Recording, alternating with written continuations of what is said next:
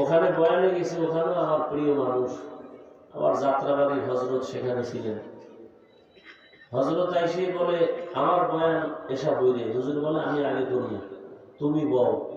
আমি বললাম হুজুর ওখানে আমার বয়ান আমার 10টার মধ্যে পৌঁছতে হবে। বলে 11টায় যাবো, ফোন করে বলো, দেরি হলে আমার নাম কর। আর হুজুরের মাইক ধরলে বয়ান চলতেছে চলতেছে, আলেম ওলামা ভরপুর, আর অত্যন্ত গুরুত্বপূর্ণ আলোচনা করছেন। আমি পাশে বসে বসে শুনলাম। এরপরে হুজুরে ছাড়ছেন, যেখানে বয়ান করতাম প্রতি বছর 2 ঘন্টার মতো, সেখানে মাত্র ঘড়ি ধরা 45 মিনিট কথা বলে চলে এসেছে।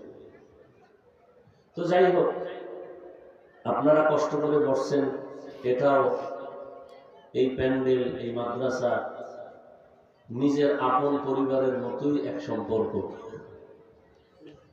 তো সে কারণেই আসছি,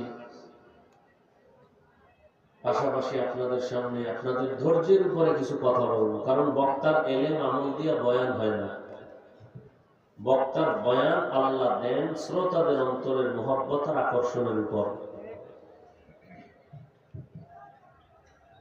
তো আপনাদের অন্তরের মহব্বত আর আকর্ষণ কি পরিমাণ জানি না, আল্লাহ ওই পরিমাণ কথা বলাবেন যেটা বাজেট আছে। আল্লাহর দরবার থেকে যেটা বাজেট হবে সেটাই হোক।